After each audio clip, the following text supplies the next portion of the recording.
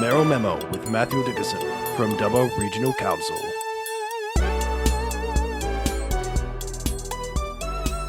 From the Dubbo Regional Council, Mayor Matthew Dickerson, how are you today? I'm very busy as always, but that's a good sign, Rod. That means lots of things are happening.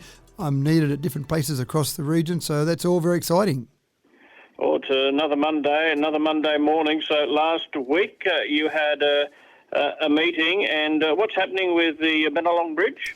Well, this was one that's a good story, then a bad story, and then a good story. We've got a process in place where we're replacing the Bennelong Bridge. The Bennelong Bridge is one of the very few timber bridges left in our local government area. We've got the funding for the replacement to build a new bridge.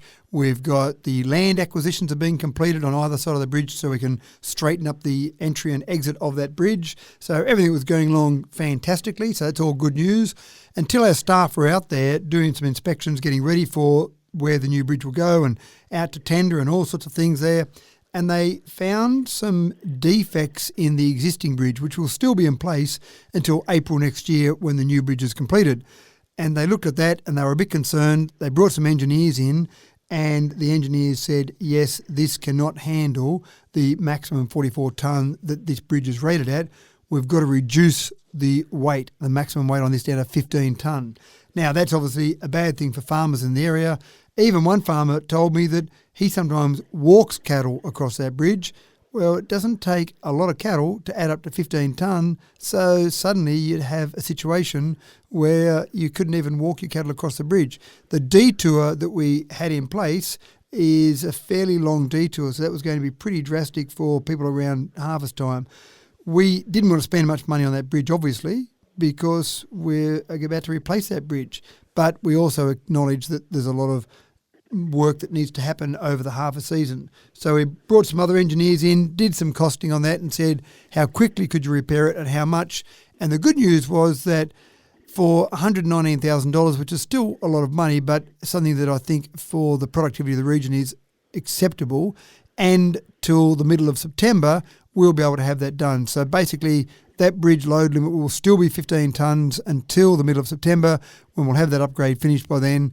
And again, at a cost of $119,000, that will then be ready, and that will see the farmers or everyone around the region through till April next year when the new bridge is open. So a reasonable result in the end.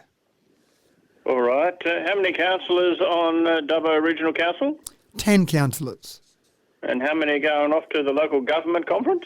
9 of them. We couldn't quite convince the last one to come. She couldn't get time off work. And it's interesting. It has caused a bit of talk, though. It has caused a little bit of controversy because some people have this image of a conference being a junket and everyone sitting on the booze all day and smoking cigars and saying harumph, harumph. But the reality, and I've been to a few local government New South Wales conferences, the reality is you've got usually a breakfast to go to. There'll usually be a guest speaker at the breakfast. Then you go and sit down through the main sessions where you'll have experts in different topics. You'll have some politicians presenting on their views of what should be happening in different areas.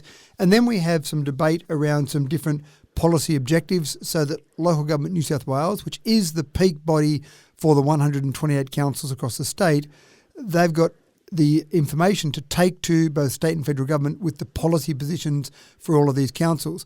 Then, of course, you've got morning tea and lunchtime and functions at night where you're networking, you're socialising with other councillors, talking about different ideas. So I actually think they're a really valuable event and a really valuable event for councillors to go to and learn more about how they can do a better job.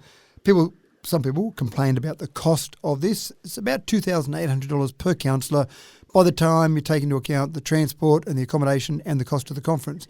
But Dubbo City or Dubbo Regional councillors are managing a budget of approximately $250 million.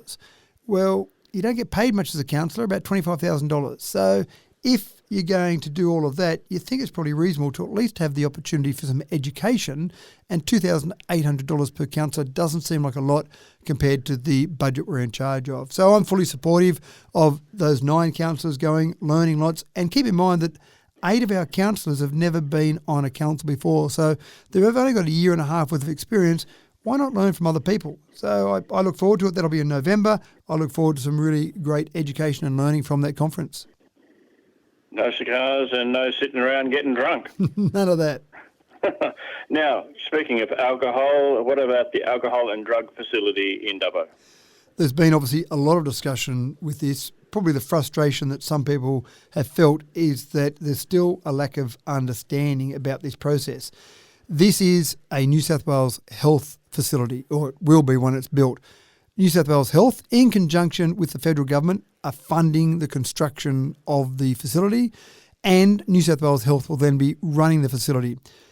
People are not happy with the location. In fact, formally we've resolved at council that we oppose the current location in Spears Drive.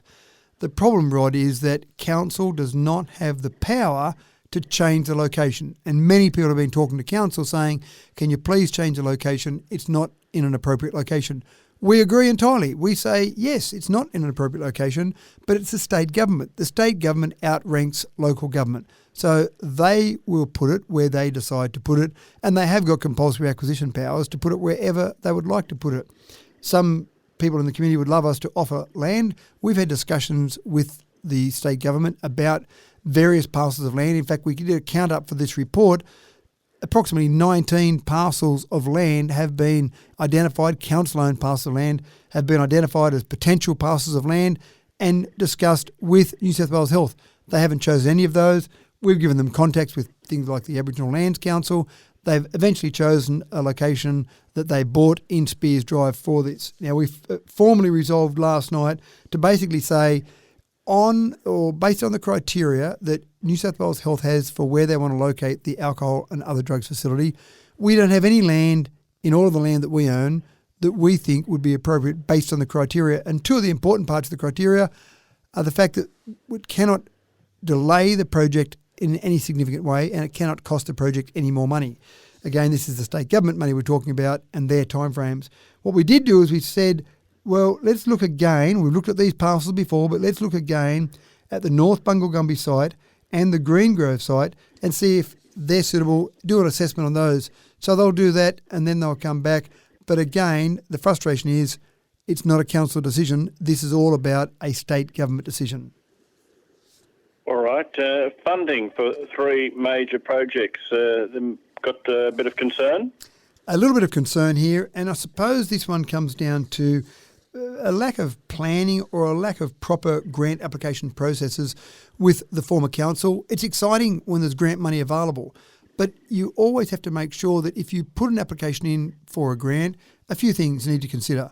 One of those things is how much is it going to cost the council, because often the grant funding doesn't cover 100% of the actual facility that you might want to build. So how much extra is it going to cost council? The second thing is you need to make sure that you can deliver it within that grant program. In other words, have you done a proper budget? Have you done a business case? Does it all stack up? Do you know that what you're proposing to build is actually able to be built for that money? And then the third thing to consider is what's the ongoing cost to council, the ongoing cost to run it, or the maintenance for that facility. It's not just a matter of there's a grant available, let's apply for it. And unfortunately, the last council, I believe that's exactly what they did with this particular process. There were three projects that they decided were great projects they should look at. One of those projects was the Wiradjuri Cultural Tourism Centre, which is a project in its own. Another one of those projects was the the Heritage Plaza project, and the other one was the Macquarie River Events Precinct. So three projects, should all be great projects, but as we've had to go and work with that program and try and deliver on those projects, then we've found approximately a $9.2 million shortfall in those projects. So what we've done now is we've proposed that we change around some of the funding with those projects, deliver two of those projects. So that would mean that we deliver the Heritage Plaza and the Macquarie River Events Precinct, and then not deliver the Wiradjuri Cultural Tourism Centre, but still go forward with a different grant application for a different grant program that's just opened up, and basically put in an expression of interest for that and see if we can get some funds for that to reduce that cost significantly. We think we can get it down to $2.2 million to deliver that project. And that's probably the jewel in the crown. That will be fantastic for culture, fantastic for tourism. So we really want to deliver that Wiradjuri Cultural Tourism Centre. But again, at $9.2 million, we think that's too expensive for our community. All right, interesting ones there. We're speaking with the Mayor of Dubbo Regional Council, Matthew Dickerson, and it was recently NAIDOC Week, but you've spent some time at the, in a good way, the Wellington Jail Correction Centre. Wellington Correctional Centre, I think, is the correct term to use for that particular facility now. And it's my third visit to the Wellington Correctional Centre, all as visitors, let me point out to you, Rod, not as someone who needs to stay there on a compulsory visit. And this is the first visit I've had, though, when we've actually interacted with the inmates there. And it is NAIDOC Week. Well, it's interesting. NAIDOC Week, there's been many weeks of NAIDOC Week. We've had a number of celebrations that have gone back over several weeks for NAIDOC Week. It's probably a poorly named NAIDOC Week. It should just be called a NAIDOC celebration, I think, because, again, it's all part of recognising Aboriginal people in our community. And we've done a range of different things. We've done a flag raising and a march, and there was an event at the showground. So there's a range of events I've been involved with. But this one here was a celebration within the jail. And so it was actually quite good. And I had a chance to talk to a number of the inmates and just really get a bit more of a handle on the experience and the life they have inside the jail. And they were actually quite polite and asked me about the role of mayor and the sort of things that it involved and what sort of things they involved. I had the chance to have a bit of a kick around with the footy with a few of them there, which was all good fun as well. But again, look, it is an important facility in our area, and it's certainly something that injects a lot of money into our economy with the employment that's there.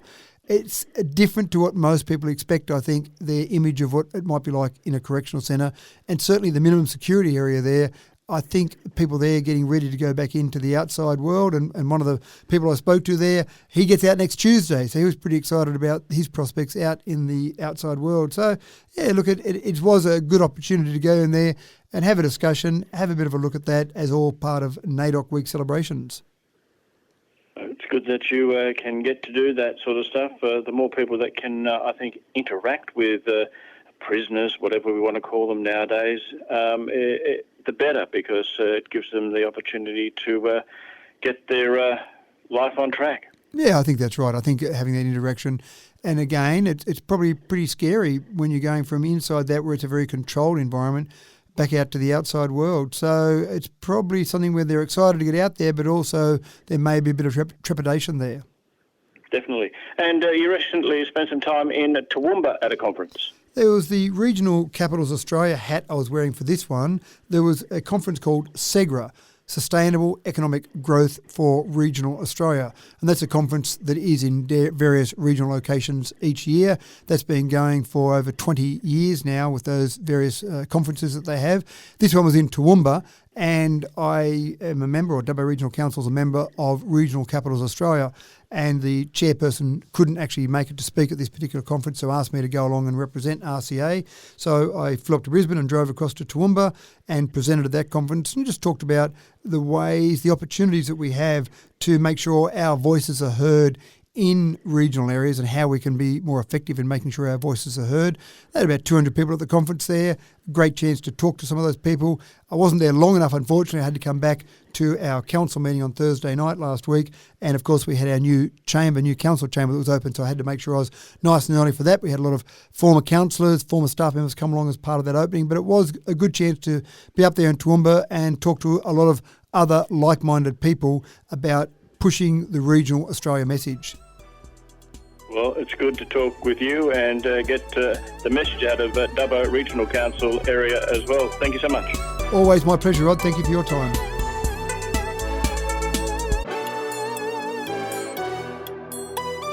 Mayoral Memo with Matthew Dickinson from Dubbo Regional Council.